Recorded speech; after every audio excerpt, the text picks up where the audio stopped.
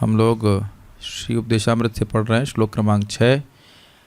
आज विषय यही है कि कैसे एक मध्यम भक्त को उत्तम भक्त को दिखना चाहिए। दृष्टे स्वभाव जनितैर्वपुषश्च दोषैर् ना प्राकृतत्वमिह भक्त जनस्य पश्येत् गंगाम्भसां न खलु बुद्बुदफेन पंकैर् ब्रह्मद्रवत्वमपगच्छति नीरधर्मैः।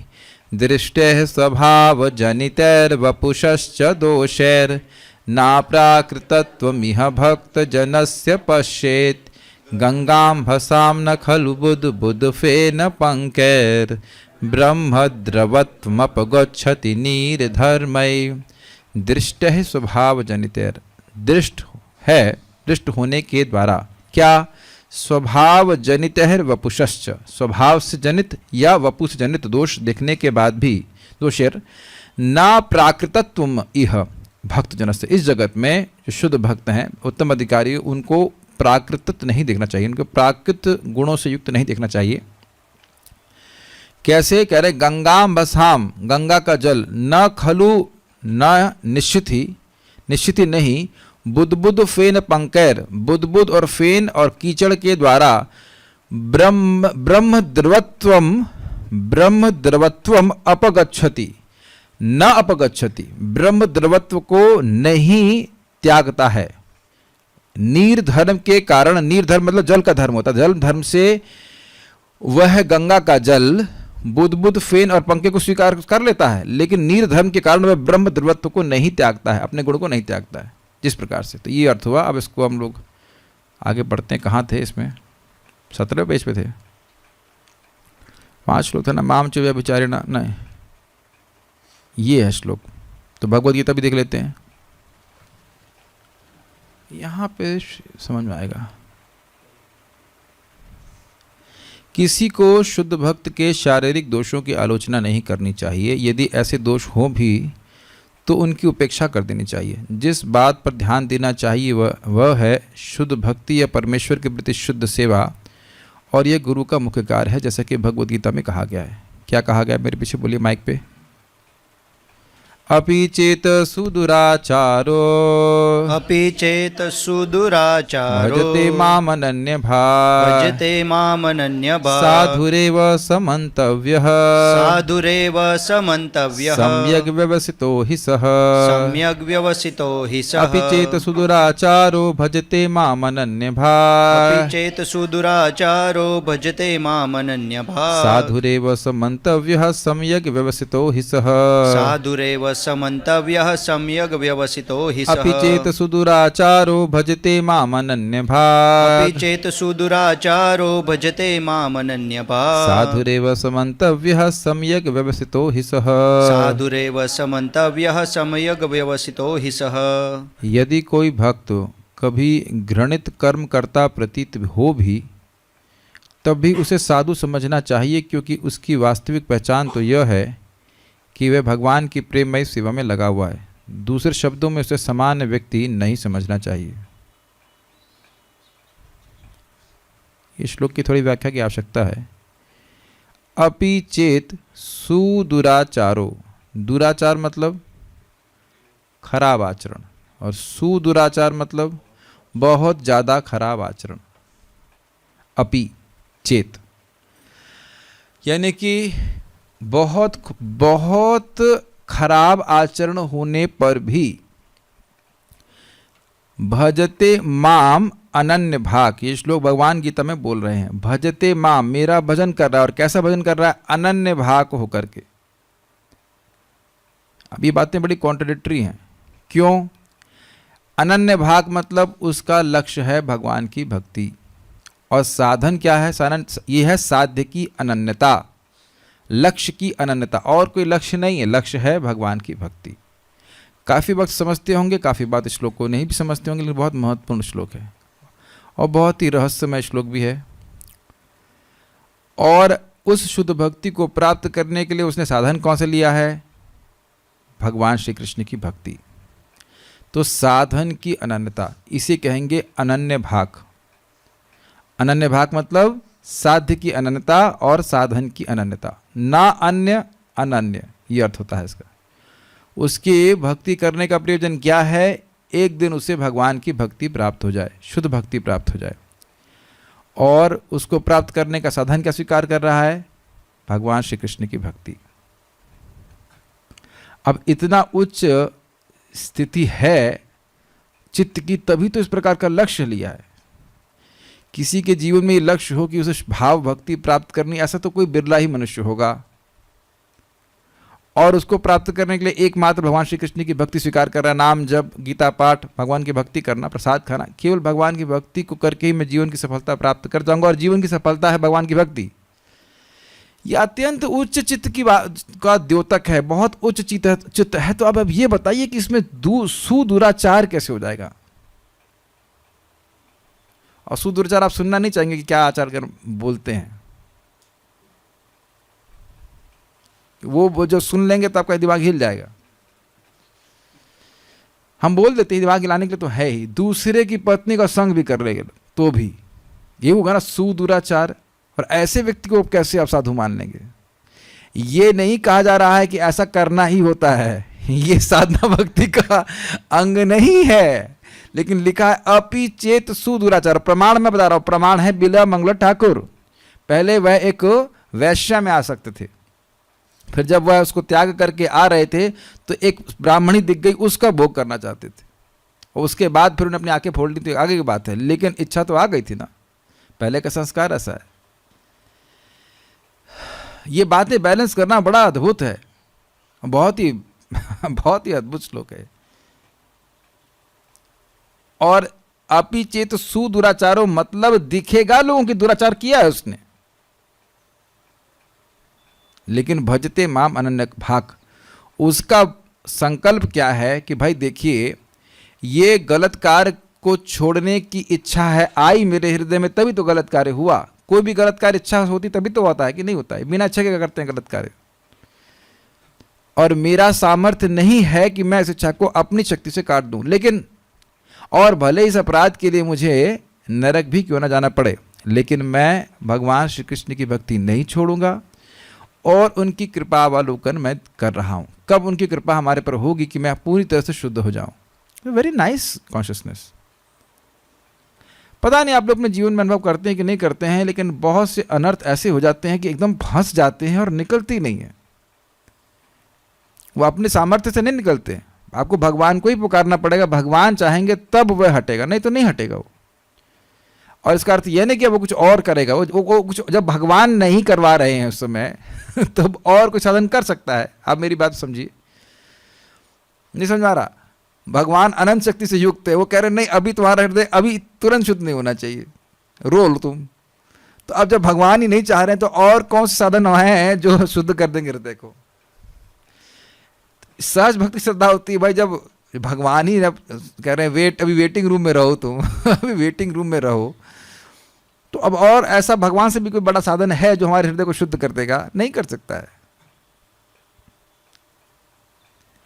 बड़ा अद्भुत बात है। कभी आप सोचते नहीं? मैं तो बहुत सोचा करता हूँ कि भाई ये क्या नियम है। नाम भगवान चाहे तो एक झटके में सफाई कर देंगे सारी हृदय की, लेकिन करते नहीं, तड़पाएंगे, परेशान करेंगे। परेशान करना नहीं चाहते हैं, उत्कंठा बढ़ाना चाहते हैं। लेकिन हमारे एंड पे तो हमको महसूस होता है कि परेशान हो रहा है। जो लोग नए आते हैं भक्ति में, उनको लगा ये सब क्या बातें हो रही है, हमें तो कोई प्रॉब्लम नहीं हो रही है। You are great devotees, let's see how long you can be great.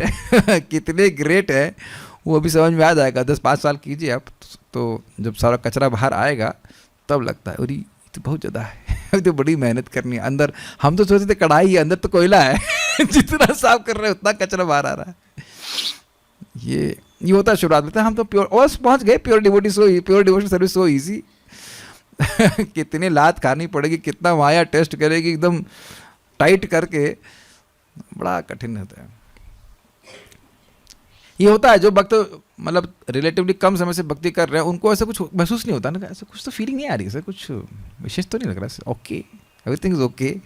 लेकिन जब गंभीरता से आप नाम उच्चारण करेंगे, भक्ति करेंगे, तो आप देखेंगे हृदय में बहुत सारी आसक्ति हैं जो पहले दिखाई भी नहीं पड़ती थी।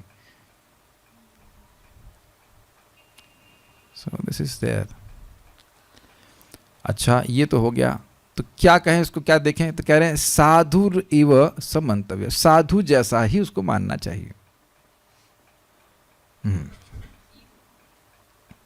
सब इव लिखा है, अंधे हैं सब। इव कहाँ लिखा है इसमें? एव है। साधुर एव, सॉरी इस साल मैंने संकल्प लिया था कि डांटने लगाऊंगा, मैं वापस लेता हूँ। प्यारे डिवोटीज, माय डियर डिवोटीज, आपको इसमें इवा कहाँ दिखाई पड़ा है? इवा नहीं है माय डियर डिवोटीज, एव है। साधुर एव समंतव्य, साधु ही मानिए। उसका कारण भी है, अगला श्लोक देखेंगे ना, क्षिप्रम भवति धर्मात्मा शाश्वत शांतिम निगच्छति। ये कब होगा? अगला श्लोक भगवान ने पढ़ा नहीं क्या? ये कब होगा? क्षिप्रम, बहुत जल्दी ही वह धर्मात्मा बन जाएगा। लेकिन ये केवल पुरुषों पे घटित होगा, स्त्रियां नहीं बनेंगे धर्मात्मा। क्यों? भगवान बोल रहे हैं भवति धर्मात्मी तो नहीं बोले, धर्मात्मा बोल रहे हैं। बहुत जल्दी धर्मात्मा बन जाएगा। नहीं, ये स्त्री पुरुष का मतलब नहीं है। कोई भी भगवान का भजन ऐसे कर रहा है तो सबसे जल्दी हो जाएगा। क्यों सबसे जल्दी हो जाएगा? क्योंकि जिस भक्ति का लक्ष्य भगवान की भक्ति होता है वह सबसे अधिक शुद्ध करने वाली होती है। वासुदेव भगवती भक्ति योग प्रयोजिता जनयति आशु वैराग्यम ज्ञानम च यद हेतुकम। जब वैसे भक्ति की जाती जिसका प्रयोजन भक्ति है, जिसका उद्देश्य भक्ति है, तो सबसे जल्दी ज्ञान और वैराग्य उत्पन्न होते हैं। ये शिला विश्वनाथ चक्रवर्ती ठाकुर इस श्लोक की टीका में ऐसे अर्थ लेते हैं। एक अर्थ है कि भक्ति में प्रयोजित जो व्यक्ति होता है तो उसके हृदय में ज्ञान और वैराग्य उत्पन्न जल्दी हो जाता है। लेकिन हम देख रहे हैं कि बहुत से लोग भक्ति कर रहे हैं, सबके तो हृदय में तुरंत ज्ञान और वैराग्य नहीं उत्पन्न हो रहा है। तो और एक अलग तरह से व्याख्या की जा रही है कि जो व्यक्ति भक्ति को लक्ष्य करके भक्ति करता है उसके हृदय में ज़्यादा, सबसे ज़्यादा शुद्धिकरण होता है। इसलिए अगला श्लोक जो गीता का 9.31 है वो संगत बैठता है कि क्षिप्रम भवति धर्मात्मा।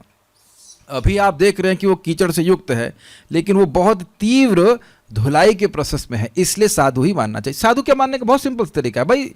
इस जगत में बच्चा गंदा होकर के आता है, ये गंदा है, लेकिन अच्छा बच्चा तब बोलेंगे जब वह बाथरूम में जाके स्नान कर रहा है। तो अब जितना समय बाथरूम में स्नान करने में लगा है उस समय आप उसकी प्रशंसा करेंगे या कहेंगे देखो कितना गंदा है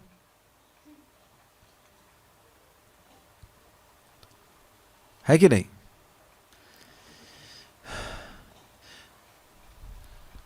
तो साधुरेव समंतव्य, मंतव्य शब्द जो है ये भगवान की आज्ञा है। अर्थात ऐसा जो नहीं करेगा उसको अपराध लगेगा। वो भगवान की अवमानना करने का अपराध लगेगा कि भगवान बोले साधुरेव समंतव्य। क्यों? सम्यक, सम्यक का क्या अर्थ समझते हैं? अच्छा, वेरी गुड। व्यवस्थित, व्यवसाय, क्या अर्थ है? निश्चयात्मा, समझ गए, याद है हम लोग को? निश्चय ही सह, उसका निश्चित, हाँ ही मतलब निश्चित, उसका निश्चित रूप से सम्यक निश्चय है। निश्चित रूप से सम्यक निश्चय है। क्या निश्चय है? कि कुछ भी हो जाए हम भगवान की भक्ति नहीं छोड़ेंगे, ये बात है। अब भगवान की भक्ति ही हमको शुद्ध नहीं कर, मतलब समय कुछ विलंब हो रहा है, भगवान की इच्छा से हो रहा है, तो अब और कोई साधन इसकी टक्कर का है नहीं। जितना एक नाम जीव को शुद्ध करता है उतना और कोई कुछ नहीं शुद्ध कर सकता है। तो अब अगर भगवान का नाम चाहता है कि कुछ प्रतीक्षा हम करें तो फिर तुम प्रतीक्षा करने के लिए तैयार हैं। ये बात समझने का प्रयास कीजिए कि संस्कार बहुत बड़ी चीज़ होती है।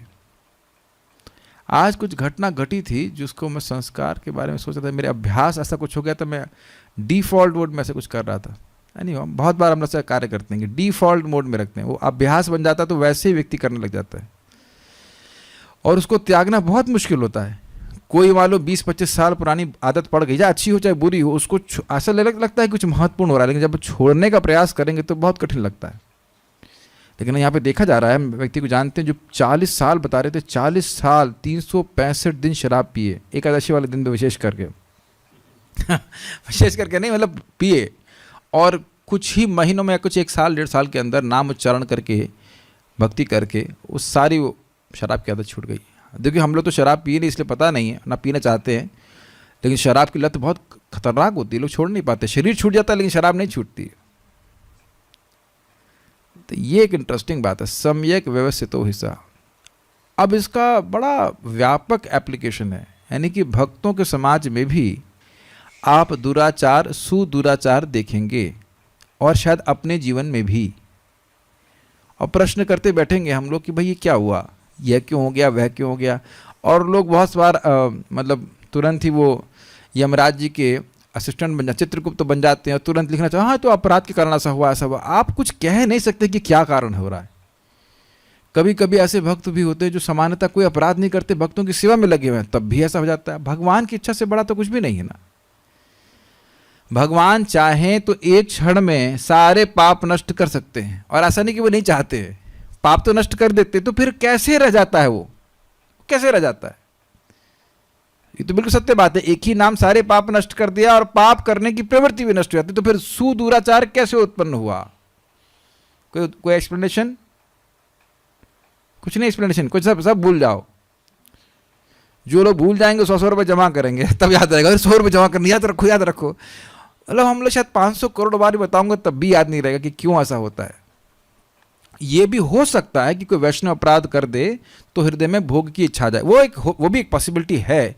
लेकिन भगवान भी अपनी इच्छा से एक छलावा प्रस्तुत करते हैं, उसका पाप की इच्छा तुरंत नष्ट नहीं करते हैं। यदि भी कर चुके हैं फिर भी नहीं करते।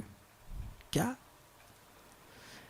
अविद्या ही नष्ट कर देते हैं, एक ही नाम अनंत शक्ति से युक्त है, लेकिन फिर भी भगवान इस जगत में अन्य सिद्धांत पे कुछ बने रह जाए। हाँ हाँ, वो शुक्र ग्रह के प्रभाव से हो रहा है। अच्छा अच्छा अच्छा, खिलाओ मिठाई खिलाओ फ्राइडे को। अच्छा अच्छा, ये समझ में आ रहा है, ठीक है ठीक है। तुम्हारे सर में दर्द हो रहा है, वो सूर्य की वजह से दिक्कत हो रही है, ये कुछ पाप रह गया है, तुम्हारे पूर्वजों का कुछ कर्म रह गया, ये वो प्लांट निमगाना क्या क्या बोलेंगे ठीक है कर लीजिए, कोई दिक्कत नहीं है, करना चाहें तो कर सकते हैं। लेकिन अगर ये श्रद्धा होने लगी कि भगवान की भक्ति से ज़्यादा प्रबल हो गए साधन, ये तो गड़बड़ हो जाएगी आप ट्राई करके देख लीजिए। लेकिन सिंपल सी बात है, कुछ भी हो, अगर भगवान ने अंदर से ही भोग की इच्छा सीमित मतलब फ्रीज कर दी, तो क्या कोई ग्रह हिला सकता है उसको नहीं हिला सकता है।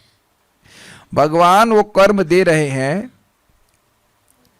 एक सिमुलेशन इंग्लिश में कहते हैं, सिमुलेशन समझ रहा है, वो उसके जैसा है लेकिन वो कर्म है नहीं। ये दिक्कत है, दिक्कत है। मतलब भगवान कर, क्या करें, भगवान को कुछ कंप्लेन भी तो नहीं कर सकते। भगवान की कंप्लेन भगवान से कर नहीं सकते। अब भगवान से करेंगे क्यों हो रहा, तो क्या बोलेंगे, मैं क्या इतना बुद्धिमान जानता हूँ भगवान कुछ बोलेंगे नहीं। तो ये चीज़ें हैं। मैं भी अभी बीच में थोड़ा सा परेशान हो जाता हूँ, तो कुछ एस्ट्रोलॉजिकल कर रहे हैं, लेकिन परेशानी जा नहीं रही है, परेशानी जो की त्यों बनी हुई है। तो हमको हमें लग रहा है चलो परेशानी इतनी अच्छी है कि भाई माताओं को अगर हमें प्रसाद में स्वीट खिलानी तो कोई दिक्कत नहीं, तो वैष्णव सेवा है तो ऐसा अच्छा ही है, कोई दिक्कत नहीं, कोई कर्म कांड नहीं है लेकिन उसमें लिखा है कि अगर हम माताओं से को परेशान करेंगे, कोई अपमान करेंगे, तो हमको दिमाग में डिस्टर्ब होगा। तो कहते अच्छी बात है, सम्मान देने की आज्ञा तो महाप्रभु पहले ही दे रहे हैं, तो ठीक है माता को दे देंगे, प्रभु जी को भी दे देंगे। अब फ्राइडे को आप स्वीट्स खिलाइए तो वो भी कोई दिक्कत नहीं, स्वीट क्या खिचड़ी भी खिलवा लो, कोई दिक्कत नहीं है, डबल स्वीट खिलवा लो हमारे। लेकिन वास्तविक बात यह है कि प्रॉब्लम हृदय की भगवान की भक्ति से ही शुद्ध होने वाली है, और कोई तरीका है नहीं क्या कर सकते हैं, कि उससे बड़ा कोई साधन है नहीं, ये बात है। अगर भगवान ने चाह लिया कि इसका कुछ नहीं करेगा तुम, शुक्र या कोई भी है, शुक्र है शनि है, उधर थोड़ा सा किनारे ना, हमारा डिवोटी, डिस्टर्ब नहीं करो उसको, तुम नहीं कर सकते हैं, वो नहीं कर सकते हैं। यस्यास्ति भक्तिर भगवती किंचना सर्वे गुणास्तत्र समासते सुरहा हरव भक्त को दो महत गुणा मनोरथ ही ना सती धाव। तो भाई, तो हम लोगों को वास्तविक रूप से तो भगवान की भक्ति में ही श्रद्धा जागृत करनी चाहिए। अब ये चक्कर, कठिनाई ये है कि हम लोग क्षिप्रम को समझते नहीं। क्षिप्रम का अर्थ क्या है? मैंने महाराज से पूछा था, तो महाराज क्या, भाई देखो, वृंदावन परम पूज्य वृंदावन चंद्र महाराज समझा रहे थे, भाई अब अनंत, कितने सारे अनंत तो नहीं, लेकिन कितने कितने जन्म में व्यक्ति साधन भजन करता है, तब उसका हृदय शुद्ध होता है। तो तुम 1-2 जन्म भी नहीं सोचना चाहते, 1-2 जन्म के लिए प्रतीक्षा नहीं करना चाहते हो, ये भी तो क्षिप्र ही हुआ ना, ये भी तो क्षिप्र हुआ। 1 जन्म आपको लंबा लग रहा है, ब्रह्मा जी के लिए 50 सेकंड, और इतना भी धैर्य हमारा नहीं है। विचार कीजिए, विश्वामित्र जी 60,000 साल तपस्या करने के बाद डिस्टर्ब हो गए थे। 60 साल तो जप नहीं किया हम लोगों ने भी, और वही करें प्रभु जी ये परेशानी, वो परेशानी, ये है वो है, प्लान कहना इत्यादि। तो वास्तविक एडवाइस तो यही है कि सुदुराचार उपस्थित हो रहा है, लेकिन उसकी प्रवृत्ति सुदुराचार की नहीं, ये समझने का प्रयास कीजिए। जो पापी लोग होते हैं वो लोग, मतलब क्या कहते हैं उसको, इंग्लिश में एक शब्द कहते हैं, एनीहाउ, कसम खा के पाप करते हैं। उनको पाप करना ही होता है। उनको सोचते रहते हैं आज सुबह से कोई पाप हुआ नहीं है, क्या बात है, आज खाली खाली लग रहा है। लेकिन भक्त लोग से जो पाप हो जाता है वो ना चाहते हुआ होता है। इट्स लाइक कोई ओवरवेलमिंग इच्छा आ जाती है। ये चीज़ मैं तो अपने जीवन में देखा हूँ। जो भी गलती होती है, ऐसा नहीं कि मेरे को वो करने की इच्छा होती है, मतलब इच्छा आ जाती है कह सकता हूँ, लेकिन ऐसा करने की वो नहीं है कि भाई हम उसको करने के लिए बहुत ज़्यादा ग्लोरीफाई करेंगे, बड़ी अच्छा काम करना चाहिए, लेकिन ऐसा गलती हो जाती है। I must admit that. आप लोग नहीं हो, आप लोग समझ पा रहे हैं, लेकिन ऐसा हो जाता है। हाँ, ये क्यों हो रहा है और ये कैसे बार बार भक्त मन में आता है, ये एक भक्त का आचरण नहीं, ये क्यों है। और उसको इस पे बहुत सुंदर टीका में बलदेव विद्याभूषण पाद कहते हैं ये तो आप लोग आज ही देख लेना, चंद्रमा पूर्णिमा चली रही है, एकदम देखना पूर्णिमा के चंद्रमा को। पूर्णिमा के चंद्रमा में कितने धब्बे दिखते हैं कि नहीं, लेकिन फिर भी पूरे जगत को शीतलता प्रदान करने वाला है। बहुत सुंदर बात है। और यही बात प्रभुपाद जी ने, हम लोग पढ़ चुके हैं भक्ति वृक्ष में 8वें चैप्टर में, वो ये कोट करते हैं इसको, कहते हैं कि ऐसे भक्त का संग प्राप्त करके भी व्यक्ति को भक्ति प्राप्त हो जाएगी। वो लगा भक्ति में, उपदेश भी सही वही देगा कि यही करना चाहिए, उसके भले ही अभी बीमारी पूरी तरह से ठीक नहीं हो। सिंपल सी बात समझ लीजिए कि इस जगत में कोई व्यक्ति बीमारी से पीड़ित है, लेकिन दवा बिल्कुल ठीक ले रहा है, तो आपको भी बताएगा तो आपको सही, आपका इलाज तो ठीक हो जाएगा ना। यद्यपि वह पूरी तरह से ठीक नहीं हुआ, लेकिन ठीक होने का प्रोसेस सही से पकड़ा हुआ उसने। I think it's very clear. मान लो हम भी मट्टी में सन करके आए और व्यक्ति आधा नहाया हुआ है, दूसरे बाथरूम में भी है, मल्टीपल बाथरूम्स हैं, अरे वो आ जाओ अंदर बाथरूम में, जा तो वहाँ पे सफाई हो जाएगी। अरे तू पहले तू नहा के बाहर निकल, फिर मैं स्नान करूंगा। तो हमारा लेट हो जाएगा कि नहीं। उसको जितना समय लगेगा स्नान करने में, उतनी देर में तो हमारा स्नान हो भी सकता था, या फिर मान लीजिए प्रोसेस तो शुरू हो जाता। जिसने भी आपको भक्ति मिलाया वो परमहंस था? नहीं, परमहंस नहीं, वो एक स्ट्रगलिंग डिवोटी था मोस्ट ऑफ द टाइम। और स्ट्रगल कई सालों तक चलने वाली है। अगर आप मतलब पहले से भक्त हैं तो फिर कोई बात नहीं, परमहंस हैं तो फिर कोई दिक्कत नहीं। तो इसीलिए प्रभुपाद कहते हैं यदि कोई भक्त कभी घृणित कर्म करता प्रतीत हो भी, तब भी उसे साधु समझना चाहिए, क्योंकि उसकी वास्तविक पहचान तो यह है कि वह भगवान की प्रेममयी सेवा में लगा हुआ है। अर्थात उसके aspiration, devotee is known by aspiration, उसकी लालसा है कि भगवान का शुद्ध भक्त। काश कितना अच्छा होता कि मेरा चित्त भगवान में वैसे लगा रहता। अगर इस प्रकार की इच्छा होती है, वो बहुत छोटी इच्छा भी क्यों नहीं, तो भी उसको शुद्ध मानना चाहिए। ऐसा मत सोचिएगा कि ये बहुत ईजी है। ऐसा ईजी नहीं है जितना कि हम लोग सोच रहे हैं, और ऐसा कठिन भी नहीं है। अगर किसी को क्लिक कर गया, हाँ भगवान मैं आत्मा हूँ, यद्यपि उसका रियलाइजेशन नहीं है, और भोग की वासना से वासुत हूँ, ये भी इसका रियलाइजेशन है दिख रहा है, मेरा ज्ञान ढका हुआ है, हाँ ये भी दिख रहा है, लेकिन स्वरूपता मैं कृष्ण का दास हूँ, मुझे कृष्ण की सेवा करनी है, ही सेवा करनी है कृष्ण की, देन यू आर साधुरेव, चाहे किसी भी आश्रम में हो। इसलिए भक्तों को अन्य भक्तों के प्रति भी अकोमोडेटिव होना चाहिए। हमको पता नहीं कि भगवान उसको इस परिस्थिति में क्यों डाले हैं। आपसे पूछ के नहीं डाल रहे हैं भगवान, क्यों ये करवा देना चाहिए, दुराचार उपस्थित करवा देना चाहिए। क्या आपको क्या उसमें ओपिनियन है? हाँ पर भगवान कोई दिक्कत नहीं, कृष्ण बलराम करा दीजिए। आपसे पूछ के नहीं कर रहे हैं, वो अमंगल हरना ही चाहते हैं भक्त का। और मैंने तो देखा है कि मुझसे गलती कभी हो भी जाती, होती ही रहती, तो रेगुलर चीज़ें हैं, लेकिन अगले दिन जब फिर भी अच्छा होता है। मैं ये नहीं कह रहा हूँ गलती करने से नाम अच्छा होता है। हमको ही समझ रहा था कि कृष्ण त्याग क्यों नहीं रहे, छोड़ ही दें, लेकिन छोड़ भी नहीं रहे। आप लोग से पता नहीं ऐसा होता है कि नहीं होता है। कभी कभी गलती हो भी जाती है, लेकिन फिर भी जब होता है, जब भी हो रहा है, सब कुछ हो रहा है। एक बार दीनबंधु कई बार कहते हैं, हम लोग प्रार्थना करते हैं, कभी कभी प्रॉमिस करते हैं कृष्ण ये गलती कभी नहीं करूंगा, फिर उसी गलती को करते हैं। ये सब स्थिति है। माया से युद्ध है, समझ रहे हैं, माया से युद्ध, और हम लोग जीत नहीं गए तो, लेकिन हाँ युद्ध का ऐलान किया है, लड़ने का प्रयास कर रहा है, ये अच्छी बात है। प्रभु परम पूज्य गौर गोविंद महाराज अच्छा बोलते थे, अब जिंदगी भर जूते का बिजनेस किए हो, जूते बेचे हो, तो अब गोल्ड स्मिथ का कार्य करोगे तो समय लगेगा ना उसमें कुछ। सोने की दुकान खोलने का टाइम लगेगा एस्टेब्लिश करने में, तो अब जिंदगी भर तो जूते पी हम खाए हैं माया के, काम आदि क्रोध आदि को सेवा किए हैं, तो कुछ समय लगेगा कि परेशानी तो सफाई होने में समय लगेगा, लेकिन हाँ जो कर रहा है वो निश्चित रूप से साधु है। कितने लोग ऐसे हैं भी जो इन काम क्रोध आदि के विपक्ष में चलने के लिए प्रयास करते हैं? है ही नहीं कोई, बहुत रेयर कोई जगत में है। और आपने ध्यान नहीं दिया, उपदेशामृत के पहले श्लोक में क्या था? विषहेत धीरः, विषहेत धीरः। वाणी का वेग आएगा, मन का वेग आएगा। मन का वेग तो आपने महसूस किया है, ये चाहिए, ये चाहिए, ये चाहिए, ये चाहिए, ये बहुत इंपॉर्टेंट फ़ोन है 70,000 रुपये का रिकॉर्डिंग के लिए, ये चाहिए, ये चाहिए, चाहिए चाहिए। आता है कि नहीं? आप समझ में आ रहा है ना? आता है, चाहिए चाहिए चाहिए चाहिए ही, चाहिए ही, चाहिए ही। ऐसे आप ही संग नहीं तो सभी संग होता है, जिसके पास जितने पैसे होते हैं उतना होता है ऐसा कह लीजिए, है कि नहीं? तो बहुत कठिन है ना? उस वक्त तो लगता है कि ये कौन है, ये कौन है, मन मन चाहिए ही चाहिए, दिमाग फिर कुछ लिटरली व्यक्ति डिसफंक्शनल हो जाता है, कुछ और नहीं कर पाता। लेकिन विषहित धीरः, जो सहेगा वो रहेगा भक्ति में। बहुत इंटरेस्टिंग है। क्रोध पूरा धुआं निकल रहा है कान से, इतना गुस्सा आ रहा है, सहना पड़ेगा। वाणी, जीवा का वेग। अभी मैं खुद बना रहा कुछ प्रसाद, तब लग रहा है कि ये तो बहुत बड़ी तपस्या है मुझे तो कुछ नहीं आता है।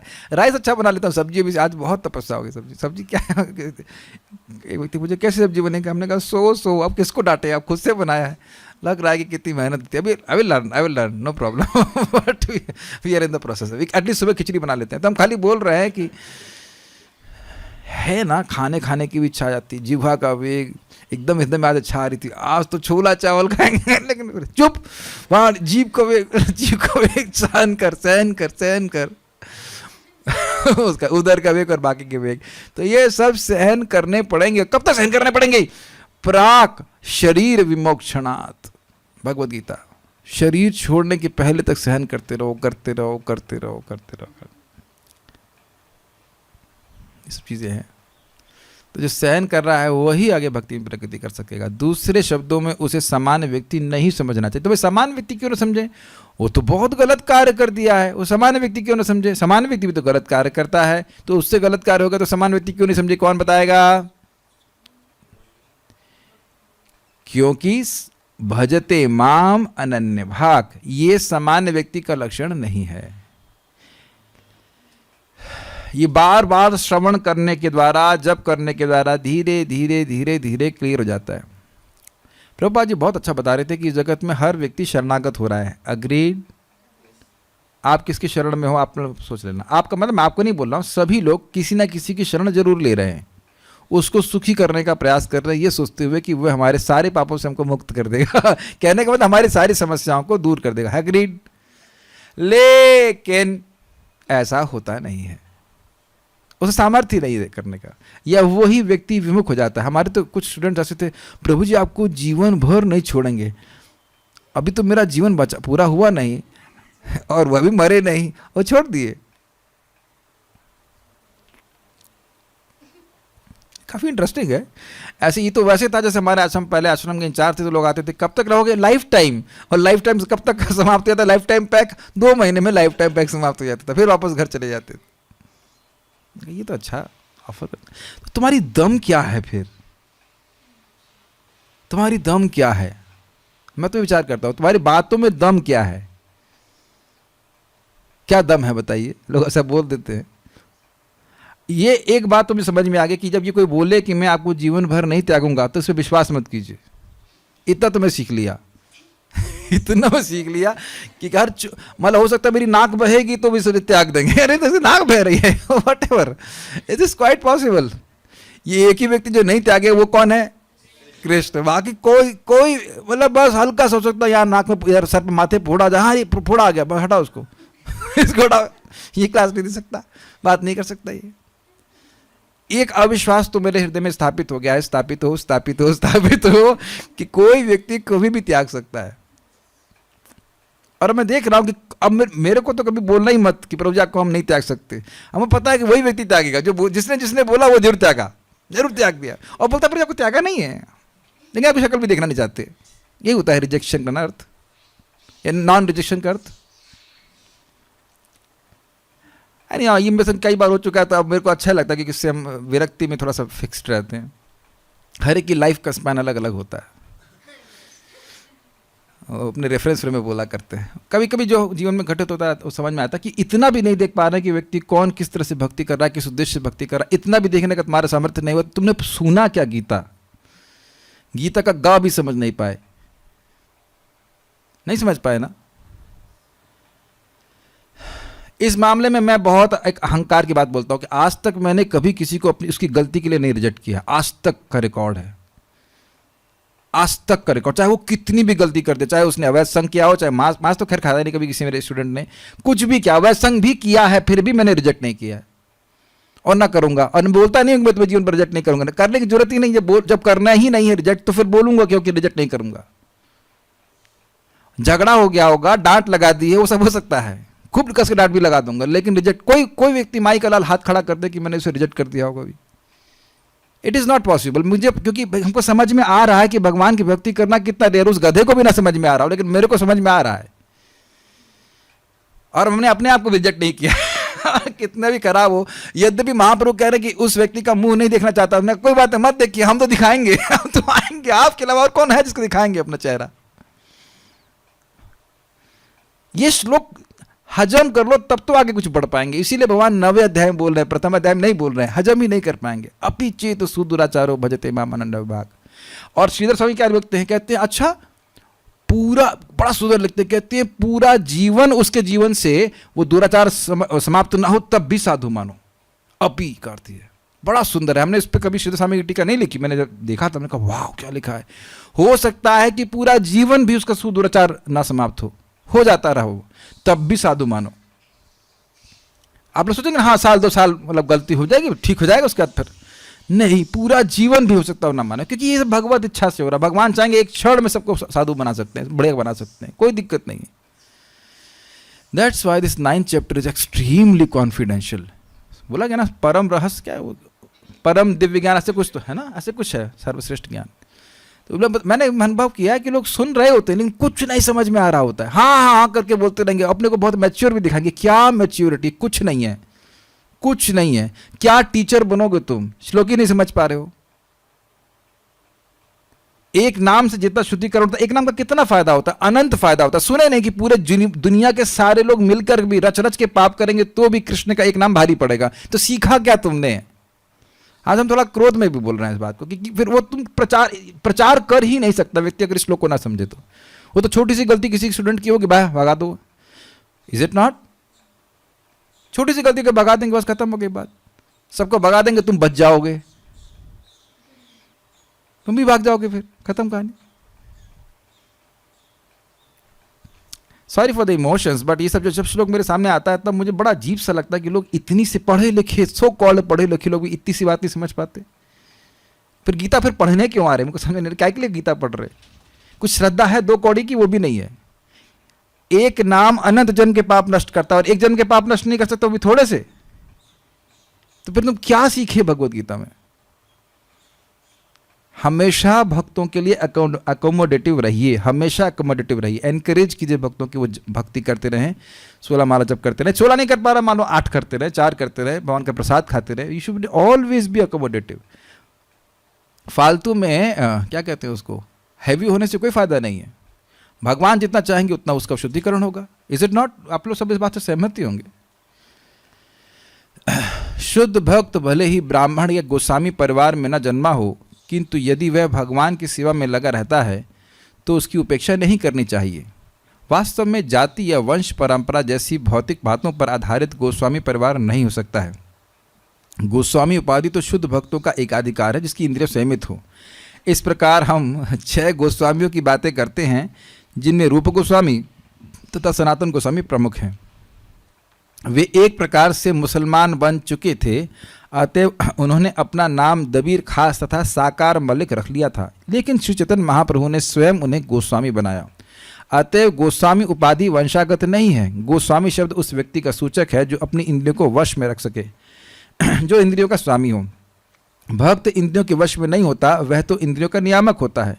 फलस्वरूप उसे स्वामी या गोस्वामी कहा जाना चाहिए, भले ही वह गोस्वामी परिवार में उत्पन्न ना हुआ। तो ये दृष्ट स्वभाव जनितेर वपुषस्य दोष की बात हो रही है कि हो सकता हो कि अब काफ़ी इंटरेस्टिंग है, हमारे दो प्रमुख आचार्य ऑलमोस्ट मुसलमान थे और नामाचार्य हरदास ठाकुर जी तो मुसलमान परिवार में ही जन्म लिए थे।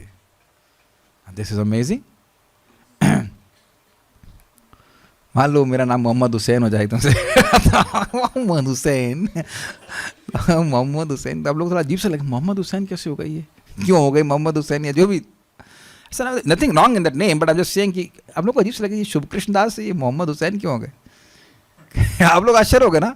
कौन स्वीकार करेगा गीता क्लास को हमारी, तुरंत तो नहीं स्वीकार कर पाएंगे, ये क्या हो गया। अब ये ब्राह्मण परिवार में जैसे आपने सुना, और कितना अजीब लगा होगा ना, दबीर खास नाम,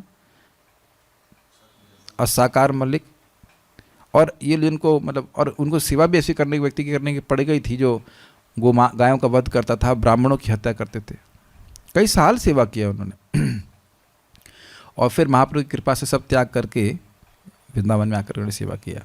तो गोस्वामी का अर्थ बड़ा स्पष्ट समझ रहे हैं कि गोस्वामी इसकी इंद्रियां संयमित हों। अब ये नहीं कह सकते कि गृहस्थ Goswami, it does not work. Goswami means zero sense gratification, not regulated sense gratification. स्त्री संग का कोई स्कोप नहीं है एक गोस्वामी के जीवन में।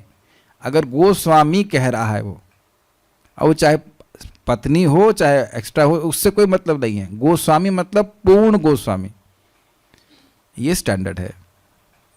बल्कि प्रभु जी को भी कोई कह देना तो अपने पे शर्म आनी चाहिए और उसको मानना चाहिए कि ये बहुत हमारे गुण देख रहा है, क्योंकि प्रभु का भी यही अर्थ होता है, अपनी इंद्रियों का प्रभु, अपनी इंद्रियों का स्वामी। कोई प्रभु जी, तो आपको पहले सोच रहा, मेरे को पहले सोचना चाहिए मेरी इंद्रियां तो सहमित है नहीं, लेकिन लगता है ये वाकई अदोष दृष्टि है, इसलिए ये देख रहा है कि मैं प्रभु जी हूं। ये आपको पता है प्रभु का अर्थ? प्रभु मतलब होता है स्वामी। तो अपनी इंद्रियों, या वो बोल रहा है कि आप इंद्रियों के स्वामी हैं, स्वामी जी स्वामी जी, हम तो दास जी है, गोदास है। लेकिन ये सब स्थिति है। इस सूत्र के अनुसार जो गोस्वामी श्री नित्यानंद प्रभु तथा श्री अद्वैत प्रभु के वंशज हैं वे निश्चित रूप से भक्त हैं, लेकिन जो भक्त अन्य परिवारों से संबंधित हैं उनमें भेदभाव नहीं बरतना चाहिए। निस्संदेह भक्त चाहे पूर्व आचार्यों के परिवार के हों या किसी समान परिवार के, उन्हें एक समान माना जाना चाहिए। किसी को यह सोचकर कि ओह यह अमरीकी गोस्वामी है, उसके साथ भेदभाव नहीं करना चाहिए। ये बात बड़ा स्पष्ट प्रपात बता रही है, ये देहात्म बुद्धि है। न ही यह सोचना चाहिए कि यह नित्यानंद वंशज गोस्वामी है। कृष्ण जो भी गोस्वामी है वो गोस्वामी है बस। कृष्ण भावनामृत आंदोलन के अमरीकी वैष्णवों को गोस्वामी उपाधि दिए जाने पर भीतर ही भीतर विरोध की धारा चल रही है, और इसी बात को प्रभुपाद जी ने पिछले तात्पर्य में बताया था, पिछले श्लोक के, जब वहाँ पे वो अधिकारी की बात कर रहे थे कि जो नाम ठीक से नहीं करते हैं वो देहात्म बुद्धि को प्राप्त हो जाते हैं। देखा था आपने? तो वही बात यहाँ पर प्रभुपाद जी स्पष्ट कह रहे हैं कि कुछ लोग विरोध कर रहे हैं और खुद देहात्म बुद्धि से ग्रसित हो जाते हैं। एक व्यक्ति किसी इस्कॉन के डिवोटी को बोल रहे थे, तुम विदेशी महाराज लोगों से दीक्षा मत लेना। अब इस कृष्ण, हरे कृष्ण के लिए सब कुछ विदेशी भी हो सकता है क्या? So like that. कभी कभी लोग अमरीकी भक्तों से सीधा कह बैठते हैं कि उनका सन्यास या उनकी गोस्वामी उपाधि प्रमाणिक नहीं है, और जबकि श्रील प्रभुपाद जी स्वयं उनको सन्यास दिए थे। किंतु श्रील रूप गोस्वामी के श्लोक के अनुसार अमरीकी गोस्वामी तथा आचार्य कुल के गोस्वामी अभिन्न है। तो देखिए, आचार्य कुल के गोस्वामी अगर कोई इंद्रिय संयम कर रहा है तो वो गोस्वामी है, लेकिन वो यह नहीं कह सकता है कि अमरीकी व्यक्ति गोस्वामी नहीं है। जो व्यक्ति इंद्रियों को संयमित कर रहा है वो गोस्वामी है। अरे सीधी सीधी बात है, भारत के भी डॉक्टर MBBS होते हैं और अमेरिका के भी डॉक्टर MBBS होते हैं। कोई इसमें विदेश कोई भेद तो नहीं हो रहा है, क्या कठिनाई है? यहाँ से भी बैचलर होता है इंजीनियरिंग का और यहाँ विदेश से भी होता है। वो हो सकता थोड़ा उच्च कोटि का हो, कम हो, ज़्यादा हो सकता है, वो तो इस व्यक्ति की योग्यता है ना। देखिए, कॉलेज आपको अच्छा स्टूडेंट नहीं बना सकता है, ये मुझे पता है। मुझे पढ़ने में रुचि नहीं थी, IIT में जाने के बाद मेरे नंबर बहुत अच्छे नहीं आए थे कि मुझे पढ़ने में मन ही नहीं करता था वहाँ पे। तो कॉलेज अच्छा होने मात्र से अच्छे स्टूडेंट नहीं हो जाते हैं व्यक्ति, मानते हैं? वो खुद की भी इच्छा होती है, तो वो जो गोस्वामी है किस आचार किस परंपरा से, उससे मतलब वो तो है महत्वपूर्ण, लेकिन उसे खुद का भी तो प्रयास महत्वपूर्ण है कि नहीं है, बताइए। श्रील प्रभुपाद जी ने क्यों कहा था कि उनके 80% शिष्य भगवान के पास नहीं जा पाएंगे? तो क्या प्रभुपाद जी में कुछ कमी है? ये तो प्रभुपाद जी के शब्द हैं, आप लोग सब अभिज्ञ होंगे इसके प्रति। तो सभी एक प्रकार से गुरु की कृपा को नहीं स्वीकार करते, लेकिन जो कर रहे हैं उनको गोस्वामी की सम्मान दिया जाना चाहिए, ठीक है।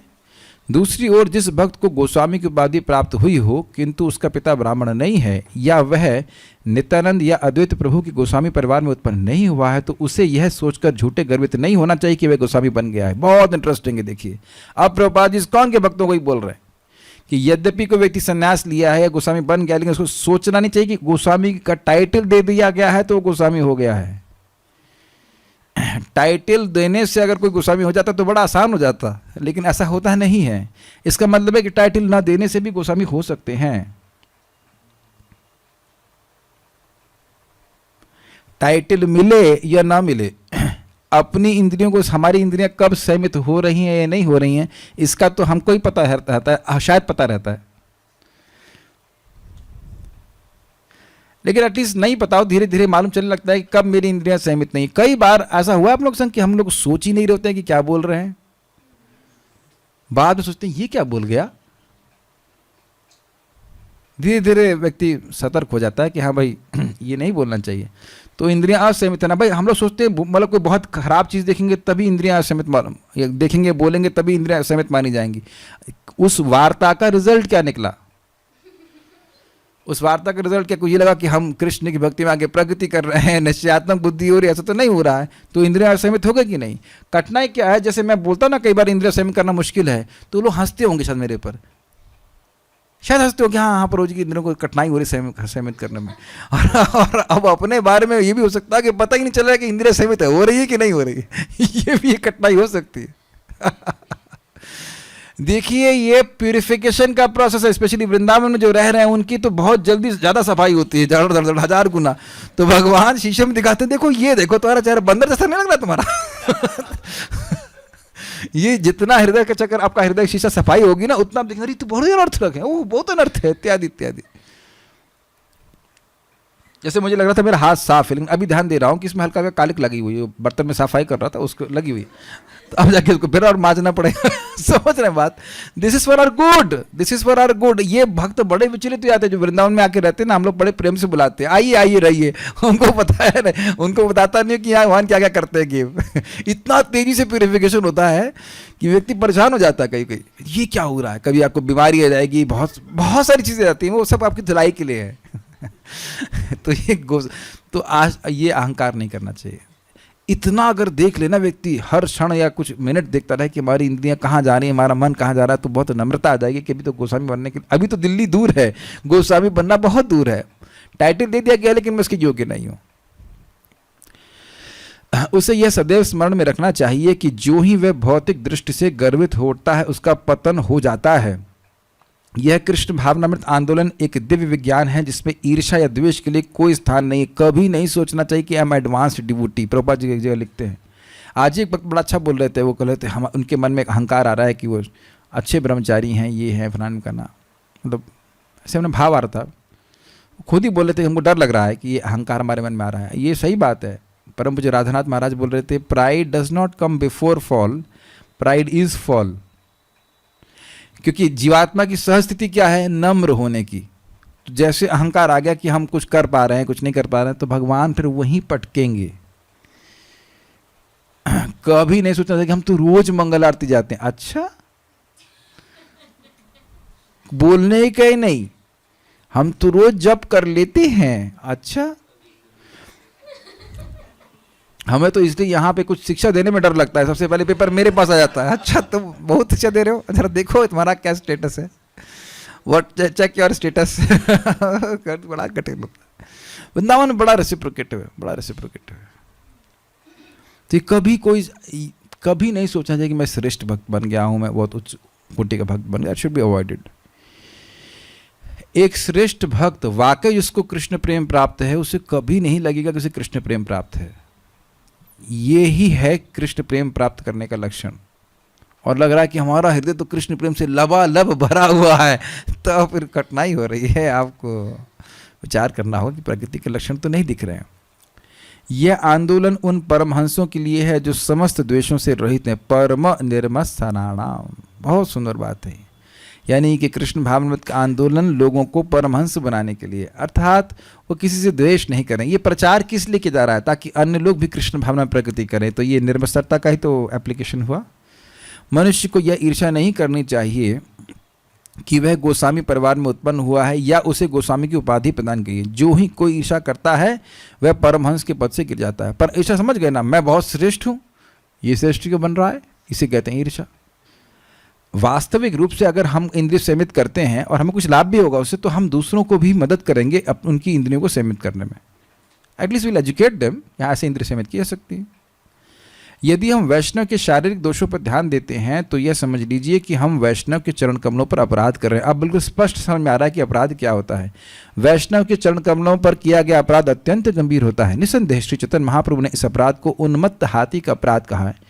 एक उन्मत्त हाथी विनाश कर सकता है, विशेष रूप से जब वह सुंदर कटे छठे उद्यान में प्रवेश कर जाता है। अतएव मनुष्य को अत्यंत सावधान रहना चाहिए कि उससे किसी वैष्णव के प्रति अपराध न हो।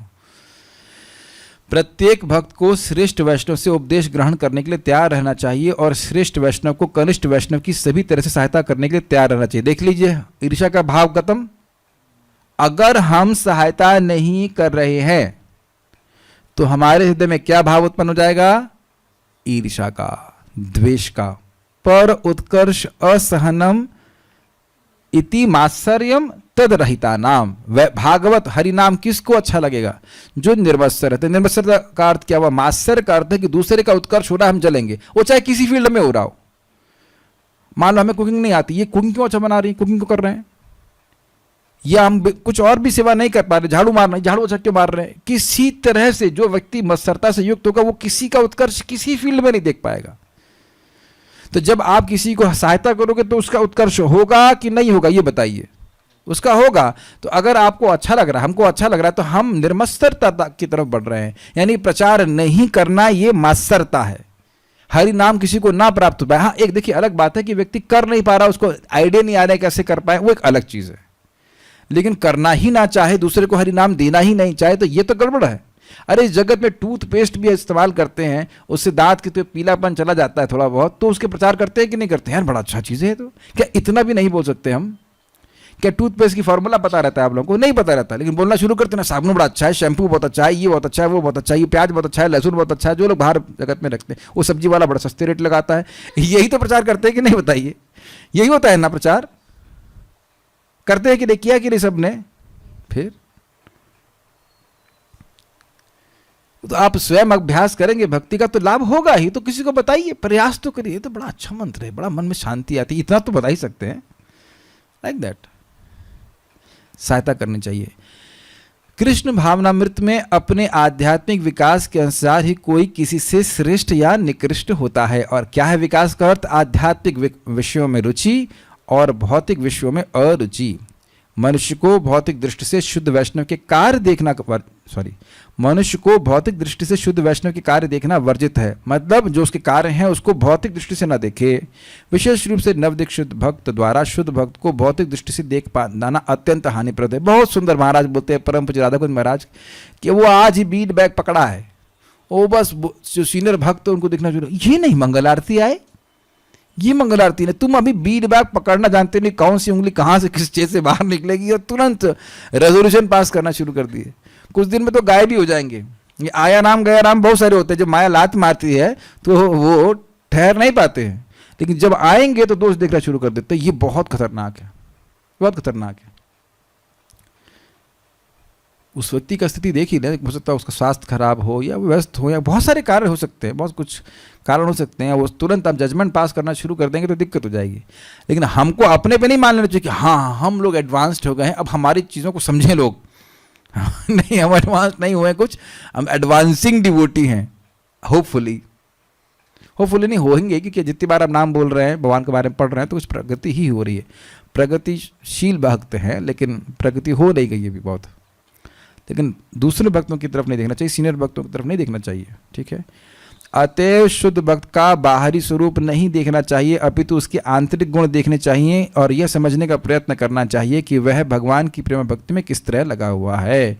इस प्रकार शुद्ध भक्त को भौतिक दृष्टि से देखने से बचा जा सकता है और इस तरह कोई मनुष्य स्वयं भी धीरे धीरे शुद्ध भक्त बन सकता है। समझने का प्रयास कीजिए, हृदय हमारा अशुद्ध है, इस कारण से दूसरों में अशुद्धता दिखाई पड़ती है। स्पेशली अगर आप बात करें तो गुरु महाराज पे पहले आप अप्लाई करना शुरू कीजिए कि अब वो क्यों कर रहे हैं, क्या कर रहे हैं, हमको कुछ पता नहीं है, और जिस तरह से वो सोच रहे हैं वो कभी सोच भी नहीं सकते। पहले ही मान लेना चाहिए कि हम सोच भी नहीं सकते। जैसे मान लो नर्सरी का बच्चा अंदाज लगाए कि मैडम को कितना आता है, ये बताइए कभी किए इस तरह से आप लोग? नर्सरी में क्या, तीसरे चौथी पांचवी में भी आप कुछ अंदाजा नहीं लगा सकते कि हमारे टीचर को कितना आता है, अंदाजा ही नहीं लगा सकते, इम्पॉसिबल, नहीं लगा सकते ना। तो अब जो आध्यात्मिक विश्व में आगे बढ़ा हुआ उसको हम क्या अंदाजा लगाएंगे, वो कितना जानते हैं, क्या जानते हैं, क्या नहीं जानते। वो तो जो बोलेंगे तो हम उस स्वीकार कर सकते हैं, बाकी उनके क्या रियलाइजेशन होता है ना, आपसे शेयर करेंगे, और शेयर करेंगे तो हमें समझ में भी क्या आएगा। Is it not? तो ये देखना चाहिए कि एक व्यक्ति क्या भगवान की भक्ति में निरंतर लगा हुआ है कि नहीं, और सच्ची भावना से लगा है कि नहीं। महाराज बड़ा अच्छा बोलते हैं कि एक परम पूज्य दादा महाराज बोले थे, ये मीटर लेके नहीं घूमते रहना चाहिए। मीटर होता ना, एक मीटर का, हाँ ये कितना बड़ा डिवोटी है, हाँ ये आ नहीं रहा मेरे फ्रेम में, नहीं हटा उसको, नेक्स्ट, हाँ नेक्स्ट, हाँ ये अच्छा, ये आ रहा है फिट में, ये फिट लग रहा है। नहीं, ये मीटर हमारे पास नहीं है, गुरु महाराज के पास है। श्रेष्ठ भक्त तो देखे, हमारा कोई इसमें हिसाब किताब नहीं। जो लोग कृष्ण भावनामृत को किसी विशेष वर्ग के लोगों, किसी विशेष वर्ग के भक्तों या किसी विशेष भूखंड तक ही सीमित मानते हैं, वे सामान्यतः भक्त के बाह्य लक्षणों को देखने के आदी हो जाते हैं। मतलब ऐसे अगर ये चीज कर रहा है तो शुद्ध भक्त है, और नहीं तो नहीं है। समझ में आ रहा है आपको? देखिए सिद्धांत तो ये है कि किसी भी तरह से कोई व्यक्ति अपना मन भगवान में लगा रहा है तो वो शुद्ध भक्त है। मानते हैं आप? ये न केना प्रकारेण मनः कृष्ण निवेशयेत, ये श्लोक श्रील रूप गोस्वामी जी लिखे हैं भक्ति रसामृत सिंधु में। एक और श्लोक है, सर्व विधि निषेध, हाँ, स्मर्तव्यम सततम विष्णु विस्मृतव्यम न जातुचित, सर्व विधि निषेधेषु अपि एतयोर एव किंकरः। हमेशा भगवान विष्णु का स्मरण करना चाहिए और कभी भी उनका विस्मरण नहीं करना चाहिए।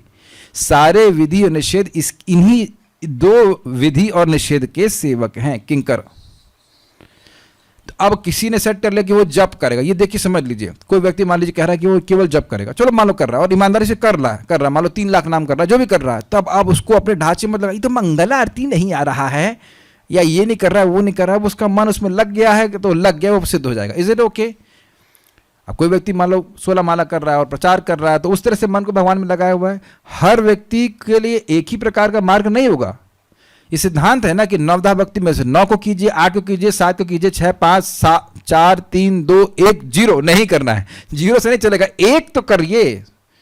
एक भी साधन अगर गंभीरता से कर रहा है तो भगवान की भक्ति प्राप्त हो जाएगी, इसके प्रमाण भी दिए जाते हैं। आप ये देखने का प्रयास कीजिए कि इस समय वो व्यक्ति क्या भगवान की भक्ति कर रहा है कि नहीं कर रहा है। परम पूज्य गौर कृष्ण महाराज बड़ा अच्छी बात बोलते हैं, एक सेवा छोड़ कर रहेगा तो एक सेवा छूटेगी। Is it okay? एक सेवा करेगा तो एक सेवा छूटेगी, लेकिन भगवान ये देख रहे हैं कि वो सेवा कर रहा है। क्या इतनी बात हमको नहीं समझ में आ रही है कि नहीं? सिंपल सी बात है। अब मान लीजिए बैठ के आप क्लास सुन रहे हैं तो क्या आप खाना भी बनाएंगे या स्वेटर भी बुन लेंगे? It does not work like that. अपने जीवन में हमें यह देखना है कि कैसे हम लोग जितना संभव, एटलीस्ट जितने समय हम जागृत अवस्था में भगवान की सेवा में लगे रहे। ये बस शुद्ध भक्ति ही है, और क्या है, कठिनाई नहीं, simple. Is it okay? Yes. ऐसे न सीखिए उन्नत भक्त की उत्कृष्ट सेवा को न समझने के कारण महाभागवत को अपने जैसे स्तर पर ले आने का प्रयत्न करते हैं। इस कृष्ण भावनामृत का संसार भर में प्रसार करने में हमें ऐसी कठिनाई का अनुभव होता है। दुर्भाग्यवश हम ऐसे नवदीक्षित गुरु भाइयों से घिरे हुए हैं।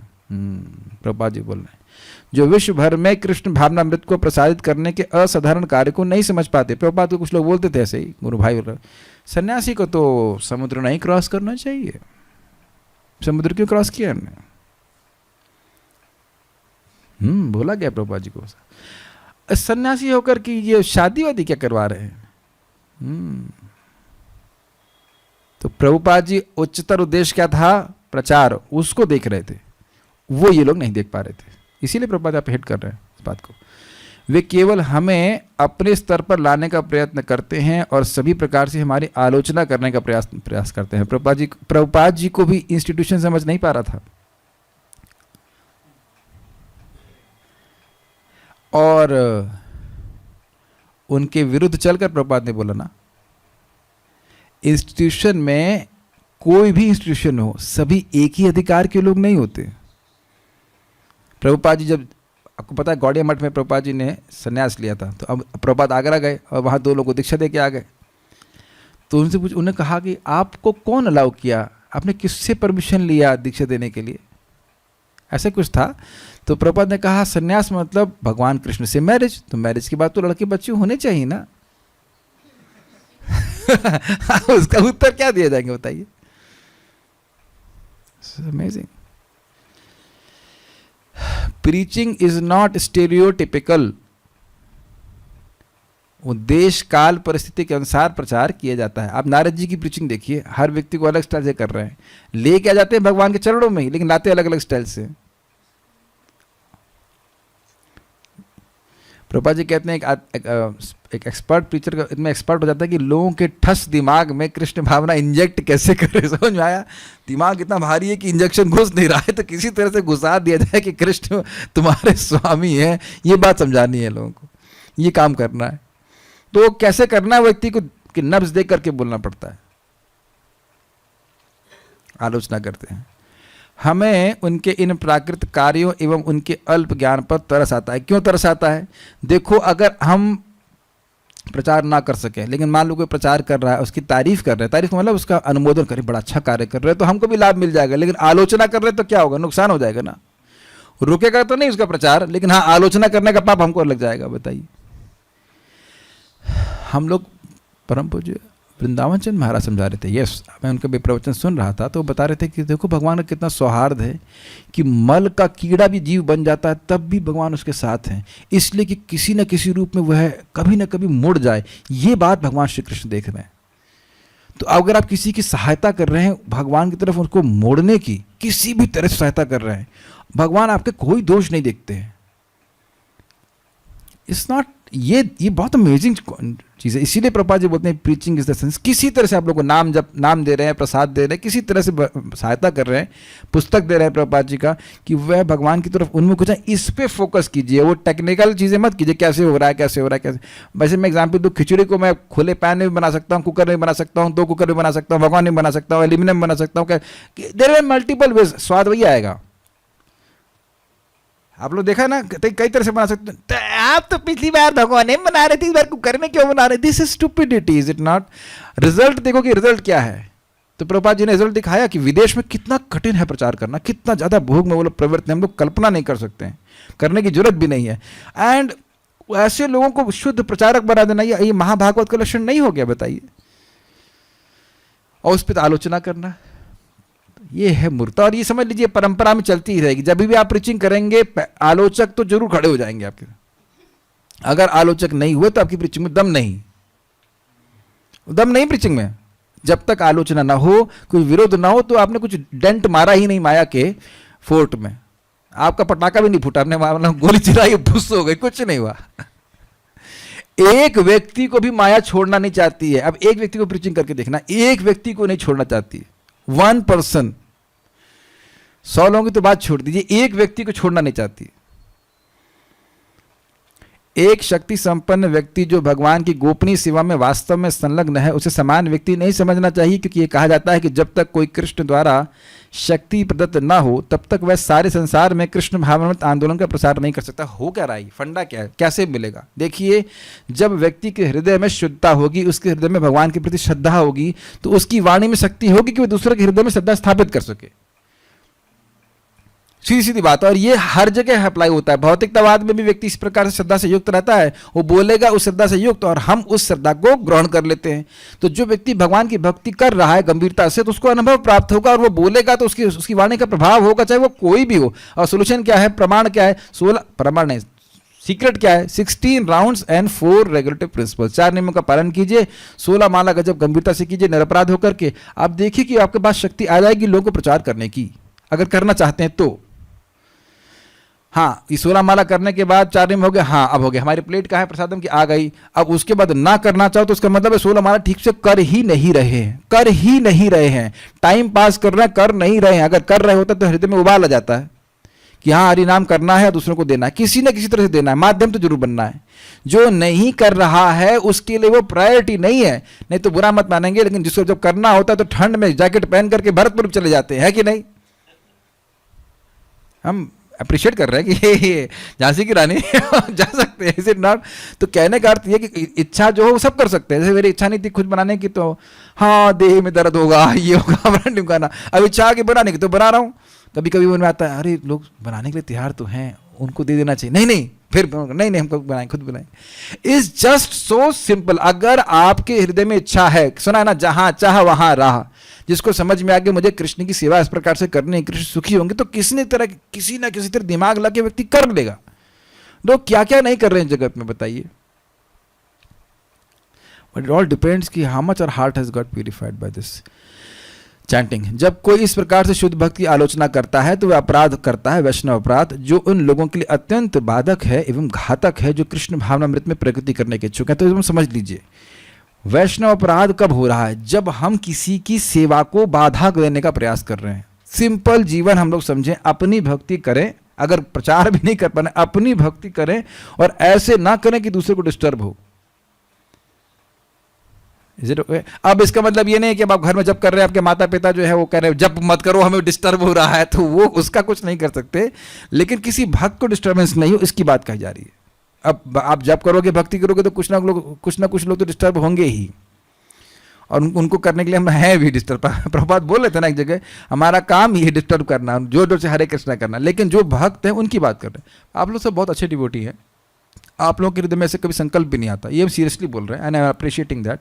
मेरे ख्याल से कभी ऐसे मन में नहीं आया वो जब क्यों कर रहा है, उसकी टांग तोड़ दो कुछ मंत्र फूक दो, उसका बुखार आ जाए। ऐसा कोई भक्त ऐसा नहीं है यहाँ पे। तो ये बहुत अच्छी आप लोग की आदत है, और इसी को बना के रखिए। बस ये कभी कभी ना बात बोलनी पड़ती है या पढ़ने पड़ती है, ताकि हम लोग सजग रहें, गलती से भी ना करें। बहुत अच्छे डिवोटीज यहाँ पे हैं, तो ऐसा मतलब सही ट्रैक पे हो, बस सही रहो ऐसे करके, ये कहने का अर्थ। जब व्यक्ति वैष्णव के चरण कमलों पर अपराध करता है तो वह कोई आध्यात्मिक लाभ नहीं उठा सकता। Now this seems to be very very simple but very profound teaching. Prabhupada ने एग्जाम्पल लिया था हाथी मत का। झाड़ लगाया हुआ है, लता लगी हुई, और हाथी ने पकड़ के उसको खाड़ दिया, तो अब तो वह धरती से डिस्कनेक्ट हो गई ना। तो वो आध्यात्मिक सेवा करेगा तो भी लाभ प्राप्त नहीं होगा उसको। ये बात प्रभुपाद कर रहे हैं। आध्यात्मिक लाभ का मतलब भी क्या हुआ? मत्सरता से रहित होना चाहिए ना। बहुत खतरनाक है ये। अतएव प्रत्येक व्यक्ति को सतर्क रहना चाहिए कि वे शक्ति संपन्न वैष्णव या शुद्ध वैष्णव के प्रति ईर्ष्यालु ना हो। इसी तरह शक्ति संपन्न वैष्णव पर किसी प्रकार की अनुशासनात्मक कार्रवाई का सोचना भी अपराध है। ये भक्ति क्यों कर रहे हैं, ये इतना प्रचार क्यों कर रहे हैं, इत्यादि इत्यादि, ये सोचना शुरू किया, ये भी मत्सरता का लक्षण है। कोई भी व्यक्ति भक्ति कर रहा है, प्रामाणिक रूप से बोल रहा है, बता रहा है भगवान के बारे में, तो उसकी सहायता ना कर सकें चलो कोई बात नहीं, लेकिन द्वेष नहीं होना चाहिए। देखिए समझिए, अगर हम द्वेष को पालेंगे तो द्वेष की तरह कार्य जरूर करेंगे। या तो मुख से बोल देंगे कुछ होगा, जरूर करेंगे। और वाणी से बोलना बहुत बड़ी बात होती है, हल्का मत दीजिएगा। बहुत बार आप देखेंगे ना कि वाणी से कुछ बात बोल गया कोई व्यक्ति और अपना दिमाग झन्ना गया आपका। एक बात समझ लीजिए, हम लोगों को हर भक्त से प्रेरणा नहीं मिलती है, सीधी सीधी बात है। लेकिन आपको यह अधिकार, हमको अधिकार नहीं दिया गया कि हम उनकी निंदा चालू कर दें। Please don't do that, never. भाई मान लो कोई भी महाराज हैं, तो हो सकता है आपको प्रेरणा नहीं मिल रही हो, आपको अपने महाराज से प्रेरणा मिल रही है, किसी और भक्त से प्रेरणा मिल रही है, लेकिन यह कभी नहीं कीजिएगा कि वो ये ऐसे हैं वैसे हैं, ये तो अच्छा बोलते नहीं, इत्यादि इत्यादि। That will be an offence. किसी भी भक्त के प्रति ऐसा नहीं बोलना चाहिए। आप मेरी बात समझ पा रहे हैं? It's okay. आपका कोई बोले कि आप उनका प्रवचन क्यों नहीं सुनने जाते हो, तो आप कह सकते हैं हमको उतना प्रेरणा नहीं मिलती है, that's okay, is it not? लेकिन आप ये कैसे कह सकते हो कि उसके कोई रियलाइजेशंस नहीं है या जो भी है कि नहीं? ये प्लीज समझ कर रहने का प्रयास कीजिएगा, उससे हम अपराध कर बैठते हैं। उसे उपदेश देना या उसकी त्रुटियों में सुधार करने का प्रयास करना अपराधपूर्ण है। किसकी तो उपदेश देना? जैसे प्रभुपाद जी महान भक्त हैं, गुरु महाराज, उनको ही उपदेश देना शुरू कर दे। जैसे कि श्रीला माधवेंद्र पुरी को उपदेश दे रहे थे रामचंद्र पुरी, अपने गुरु महाराज को उपदेश देना शुरू कर दिए। Be very careful. नवदीक्षित वैष्णव तथा प्रगत वैष्णव में उनके कार्यों के आधार पर अंतर किया सकता है। तो कार्य आप देख रहे हैं, नवदीक्षित भक्त में हो सकता है कि ईर्ष्या और मात्सर्यता का भाव हो, लेकिन एक महान भक्त हमेशा ये सोचता है कि कृष्ण कैसे सुखी हो जाएंगे। प्रगत वैष्णव सदैव गुरु पद पर स्थित होता है और नवदीक्षित भक्त सदैव उसका शिष्य माना जाता है। ना तो शिष्य गुरु को उपदेश दे और ना ही गुरु ऐसे व्यक्तियों का उपदेश ग्रहण करे जो उसके शिष्य नहीं हैं। ना तो शिष्य गुरु को उपदेश दे और ना ही गुरु ऐसे व्यक्तियों का उपदेश ग्रहण करे जो उसके शिष्य नहीं है। क्योंकि अब इंटरेस्टिंग बात है, जो प्रभुपाद से द्वेष कर रहे थे वो कहे प्रभुपाद जी आप प्रचार मत कीजिए, ये आपने अपने आप को प्रभुपाद क्यों कहलवा रहे हैं अपने शिष्यों से? ये प्रभुपाद जी तो तात्पर्य में लिखते हैं। कुछ लोगों को बड़ी दिक्कत होती है कुछ लोगों को बड़ी दिक्कत होती थी कि प्रभुपाद जी को उनके शिष्य प्रभुपाद क्यों कहते थे। तो बार बार श्रीला प्रभुपाद जी को भौतिक रूप से देख रहे हैं, है कि नहीं? उनसे पूछ लो ना कि आप क्यों नहीं जाके अमेरिका में जरा एक सेंटर खोलते हैं बिना किसी पैसे के। अरे हम लोगों तो कहें कि दूसरे शहर में जाके एक किराए पे मकान ले लो तो भी सोचेंगे ना पैसा कहाँ से आएगा, कम से कम 5-10 हज़ार रुपये लेके चलेंगे, है कि नहीं भारत में और प्रभुपाद से चलेंगे। कोई करके तो दिखाए, वो भी वृद्धावस्था में, बताइए कौन करेगा? तो इसीलिए प्रभुपाद जी कह रहे हैं कि देखो आप प्रचार करोगे तो बहुत सारे लोग उपदेश देने वाले हो जाएंगे, ऐसा मत करो वैसा मत करो। अब हर एक के उपदेश लेने की आपको स्वीकार करने की जरूरत भी नहीं है, क्योंकि हर व्यक्ति निर्मत्सर है भी नहीं, वो दिखाएगा जरूर आपको हम आपसे प्रेम करते हैं लेकिन आप प्रचार मत कीजिए। अच्छा, मैं तो जब देख रहा हूं मंदिर में परिक्रमा करते हैं तो जो नामहट का सेंटर उसके सामने 2 श्लोक लिख दिए हैं, जो इस ज्ञान को मेरे भक्तों को देता है वो मुझे सबसे अधिक प्रिय है, ना तो कोई इससे होगा, ना कभी हुआ है, ना कभी है था। अब उसके बाद भी कुछ रह जाता है कि भगवान को बोलने के लिए। अब रोज परिक्रमा करेंगे तो 2 श्लोक दिख जाते होंगे आपको। न च तस्मान मनुष्येषु कश्चिन में प्रिय कृतमः, वो श्लोक है। उसके बाद क्या है कि मद भक्तेषु विदासति भक्ति मई पराम कृत्वा मामेश एवैष न संशय से कर श्लोक है कि जो य इदम परमम गुह्यम मद भक्तेषु विदासति भक्ति मई पराम कृत्वा मामे वैशस्त न संशय, जो इस परम गुह्य ज्ञान भगवद गीता के ज्ञान को मेरे भक्तों को देता है वह निश्चित भगवान की शुद्ध भक्ति प्राप्त करता है, पराभक्ति प्राप्त करके मेरे पास आ जाता है। अब उसके अलावा भी कुछ दिमाग में जाना चाहिए। बड़ा स्पष्ट है ना, भगवान और भी स्पष्ट कहें क्या? विचार करना चाहिए। तो अब जिन लोगों को भगवान के प्रचार की महिमा पता नहीं है वही कहेगा कि प्रचार रोक दो, प्रचार रोक दो, अपने को बचाओ, प्रचार रोक दो। काफी इंटरेस्टिंग है। प्रभुपाद जी क्या कहते हैं? Unless a person is constantly preaching to non devotees he can not cover over the modes of effects of modes of material nature. जब तक व्यक्ति अभक्तों को निरंतर प्रचार नहीं कर रहा है तब तक प्रकृति के गुणों का प्रभाव से मुक्त हो पाना असंभव है।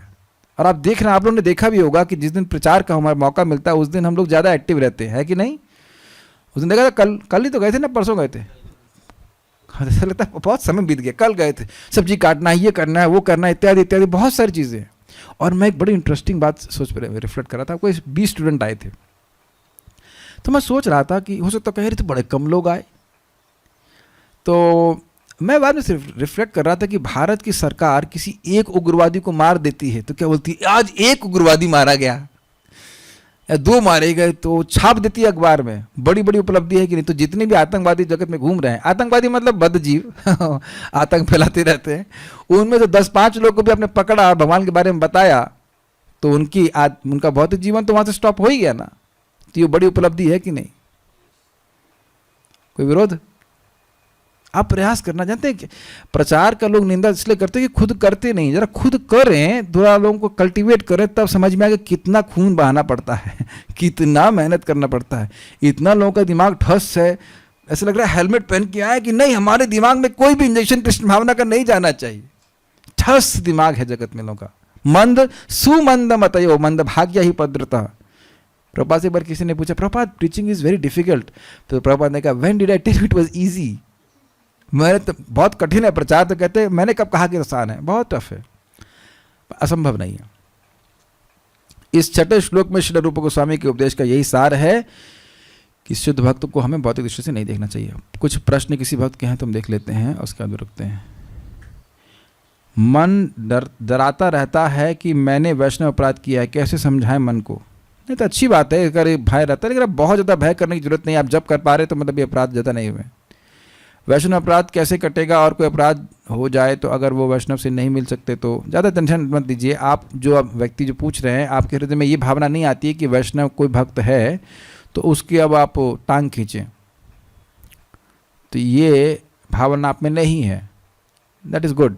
और बाद में भक्तों के बीच में थोड़ा बहुत झगड़ा हो जाना, ये तो फ्लेवर है, ये तो मसाला है।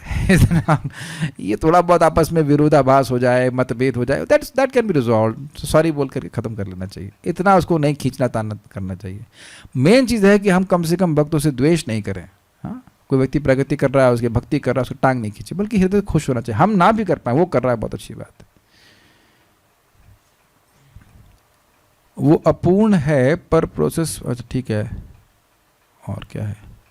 गोस्वामी का अर्थ, गो स्वामी का अर्थ क्या? आप द्वेषामृत आपने सुना नहीं? ये भक्त पूछ रहे हैं, सब भूल गए। प्रथम श्लोक में क्या बताया था? वाचो वेगम मनस क्रोध वेगम जिह्वा वेगम अधुरपस्थ वेगम एतान वेगान यो विषहित धीरा सर्वाम अपि माम पृथ्वी में। शायद रिवाइज कर लीजिए, पढ़ाया गया था। क्या नाम जब वैष्णव अपराध काट सकता है? बिल्कुल काट सकता है, लेकिन इसका अर्थ ये नहीं कि हम उसको यूज करें उस तरह से। हाँ, तो फिर ये हुआ कि हाँ दो चार गाली दे देंगे भक्त को, कोई बात नहीं, हरे कृष्णा बोल देंगे, फिर नहीं कटेगा। आपको अपराध, कोई भी अपराध है नाम जप करने से कट जाते हैं, लेकिन प्रयास करना चाहिए, हो ही नहीं, करो ही मत ना। जरूरत क्या है? जानते होता कब ये सब? उन लोगों के संग होता है जो करने में बड़े एक्सपर्ट होते हैं, दक्ष होते हैं। तो उन लोग के सब उनके ऐसे संग ही छोड़ दीजिए, खत्म होगी बात।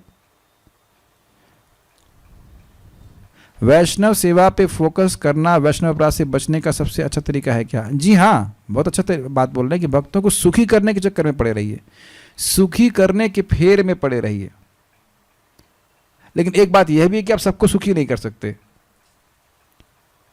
कुछ लोग सुखी होंगे भी नहीं। अब प्रभुपाद जी बोल रहे ना, उनके गुरु भाई उनकी निंदा कर रहे थे, तो क्या प्रभुपाद जी जब प्रचार करना छोड़ दें? You can only please a genuine devotee. कुछ लोग तो आप कुछ भी करेंगे तो दुखी ही होंगे, इतना प्रीचिंग क्यों हो रहा है, इतना सुबह शाम। आप मुझे बोलते थे सुबह शाम आपको क्लास देने की क्या जरूरत है? तो मैंने बल बोला था क्योंकि दोपहर में लोग आते नहीं। इसलिए दोपहर में नहीं आएंगे, तो दोपहर में भी दे देते।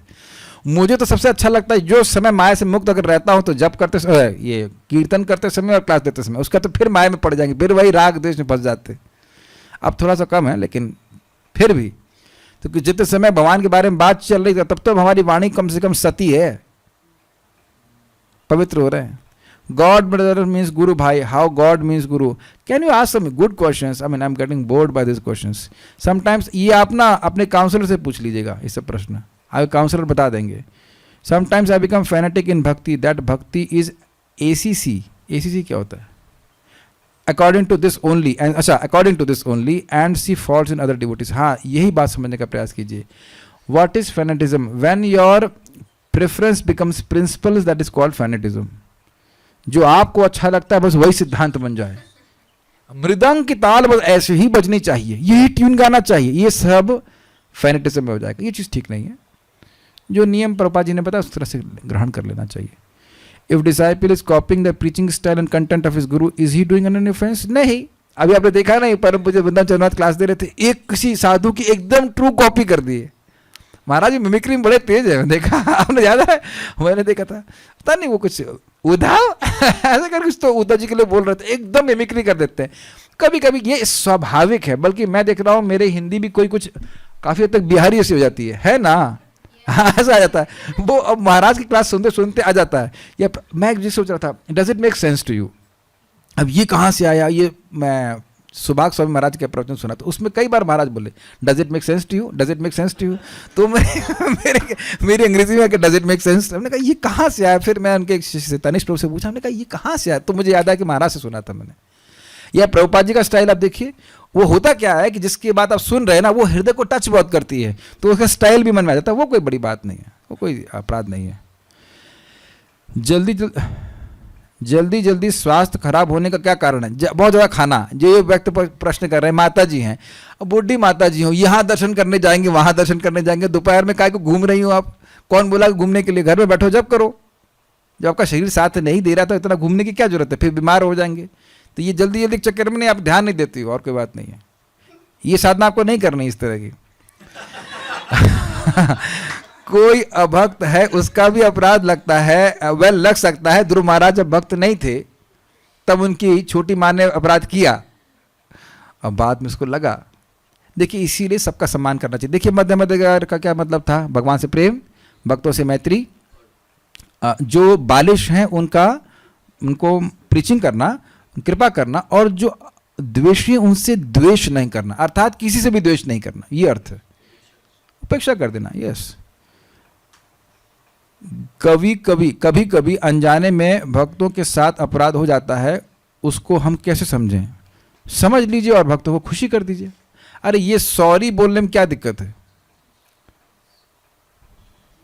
प्रभु जी, वो इंग्लिश शब्द आता नहीं समझ में हमको। कुछ लोग की जीभ ऐसे सॉरी नहीं बोलेंगे और वो कठिनाई जाए। ये आपको मजाक में ले रहे हो। अगर क्या नाम है उनका, अम्बरीश महाराज, और कौन थे वो, दुर्वासा मुनि। दुर्वासा मुनि सॉरी तो नहीं बोले ना, बाद में सॉरी ही बोलना पड़ा ना उनको, और उस कारण से एक साथ जलते रहे, फूकते रहे। क्या कठिनाई है? सॉरी बोल दीजिए। अभी मैं कॉलेज प्रीचिंग के लिए जा रहा था, तो एक भक्त हैं, उनकी इंद्रियां बहुत सीमित हैं, तो उन्होंने क्या किया, कैमरे को रख दिया उसमें। मुझे बहुत गुस्सा आया। मैंने एक तो वैसे लेट हो रहे हैं, तुमने कैमरा क्यों रखा है यहाँ पे, क्यों रखा? हमने डांट दिया कसके। सॉरी प्रभु जी। अब क्या बोलेंगे उसका? ठीक है, कोई बात नहीं, कैमरा कर देते। सॉरी बोल रहे तो क्या करेंगे आप? और वो अपने को डिफेंड करता तो और क्रोध करेगा ना व्यक्ति। तो हो जाता है, मतलब डांट खाना हो तो ये तो बहुत, मतलब प्यूरिफिकेशन के लिए बहुत जरूरी है। This is very important. तो वो सब चीज़ चलता है। डांट वाट खाना कोई अपराध नहीं होता। देखो, कोई व्यक्ति को सीनियर भक्त तुमको डांट रहे, पहले ये चेक कर लीजिए कि आपका संबंध कैसा है। Is does he really love you? ये पहले चेक कर लीजिए, फिर कोई चिंता नहीं। डांट खाएं, प्रेम करें। वो जो डांट देगा उसका प्रेम भी देगा। हमारे साथ लीला पुरुषोत्तम प्रभु खूब डांटते थे, फिर कहते हे रसगुल्ला खाओ, मिठाई खाओ, ये खिलाओ, वो खिलाओ। सो ही लव्स ऑल्सो। तो वो बात होती है। लेकिन इस तरह का संबंध होना चाहिए, ताकि ऐसा नहीं कि सोचे, टीचर भी सोचे कि उसको कहीं डांट दूंगा तो कहीं चला ना जाएगा। ऐसा नहीं होना चाहिए। That is not offence. Krishna ji Vishnu के स्रोत है ना लिखना, लोग पता नहीं क्या करें। ओके, आप कोई प्रश्न ठीक नहीं आ रहा है, हम रुकते हैं यहाँ पे। Stop here. श्री उपदेशामृत की जय, श्रील प्रभुपाद की जय, निताई गौर प्रेमानंदे।